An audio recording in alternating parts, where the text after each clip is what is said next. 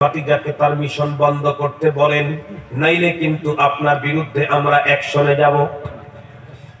বিশ্বনবীজির চাচা পয়গম্বরের কাছে গেলেন, ডেকে বললেন, ভাতিজা, সমস্ত তোমার বিরুদ্ধে ঐক্যমতে পৌঁছেছে, এখন শেষবারের মতো ওয়ার্নিং দিয়েছে। আমি বলতে চাই বাবা, কাজটা কি বন্ধ করা যায় না? পয়গম্বর তখন উত্তর করলেন, আঙ্কেল, আমি কেমনে এ কাজ বন্ধ করি? বুইস্তু বিহাদাল আমর, আমাকে তো এই কারণেই পৃথিবীতে পাঠানো হয়েছে।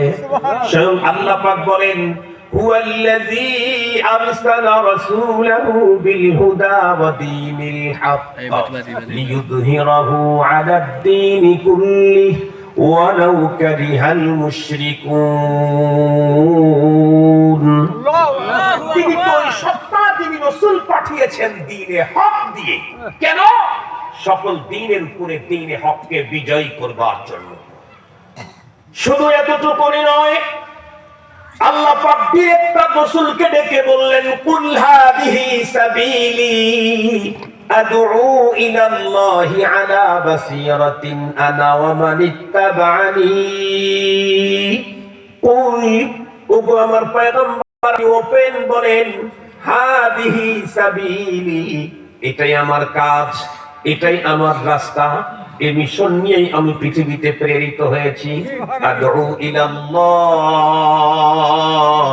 আমি মানুষকে আল্লাহর দিকে ডাকবো, এমনে এমনে না, আলা বাসীরাতিন আনা ওয়া মান ইত্তাবা'আনি। পয়গম্বর যখন ক্লিয়ার বলে দিলেন, পয়গম্বরের চাচা তখন হাসি মুখে বললেন, ভাতিজা, তাহলে তুমি তোমার মিশনের কাজ তোমার মতো করে চালিয়ে যাও।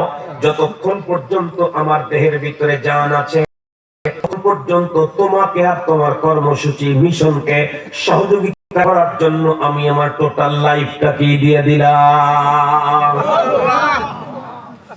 চাচা শুধুমাত্র কেবলমাত্র মুখে বলেন নাই, ইসলামের ইতিহাস পড়ে দেখেন। মক্কার মুশরিকেরা যখন দেখলো না মুহাম্মাদুর রাসূলুল্লাহ তার কাছ থেকে বিরত হচ্ছে না, তখন বন্ধুরা আমার, তারা পয়গম্বরের পুরো ফ্যামিলির বিরুদ্ধে বন্ধুরা আমার বয়কট, পুরো আইন করে ভিতরে একজন মানুষ ওদের সাথে কথা বলতে পারবে না। ওরা কথা বলতে চাইলে উত্তর দিতে পারবে না, ওদেরকে সালাম দিতে পারবে না, সালাম দিলে জবাব দিতে পারবে না, ওদের কাছে বসতে পারবে না, ওরা তোমাদের কাছে বসতে চাইলে জায়গা দিতে পারবে না, ওদের কাছে কোনো কিছু বিক্রি করতে পারবে না, ওরা বিক্রি করতে চাইলে কোনো কিছু কিনতে পারবে না। 100% বয়কট।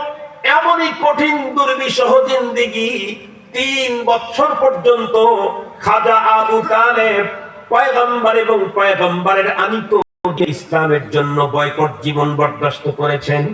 একটা পর্যায়ে জীবন বাঁচানোর তাগিদে গাছের পাতা পোতা খেয়ে বন্ধুরা আমার চলেছেন, তবু ইসলামের সহযোগিতা থেকে পিছপা হন নাই।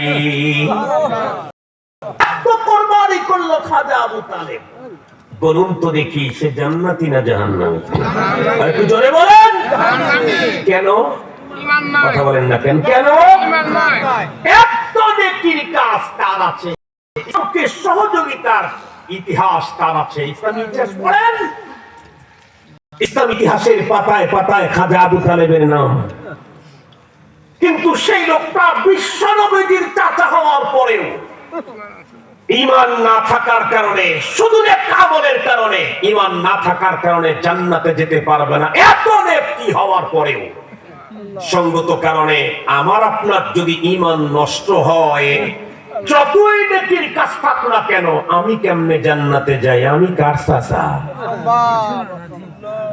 খাজা আবু তালেব তো নবীদের নবীর চাচা। খাজা আবু তালেব নবীদের নবীর চাচা, আখেরি নবীজির চাচা, পৃথিবীর সবচেয়ে সেরা বংশের ভিতরে জন্মগ্রহণকারী, পৃথিবীর সবচেয়ে দামি জায়গায় জন্মগ্রহণকারী, আল্লাহর ঘর খানায়ে কাবার বড় খাদেম। ঈমান না থাকার কারণে উনি যদি জান্নাতে না যান, পয়গম্বর তার জন্য যদি সুপারিশ করার কোনো দরজা না থাকে, মাদ্রাসা কবরস্থানের সাথে মাদ্রাসা করেছেন, নিঃসন্দেহে আপনাদেরকে ওয়েলকাম, ধন্যবাদ। এ মাদ্রাসাও লাগবে না, অনেক দূরে যদি আপনার আপনজন থাকে, সেখান থেকে দোয়া করলে আপনার কবরে পুষবে। কেউ যদি আপনার বন্ধু থাকে, অন্য দেশে থেকে দোয়া করলেও আপনার কবরে পুষবে। কিন্তু শর্ত হলো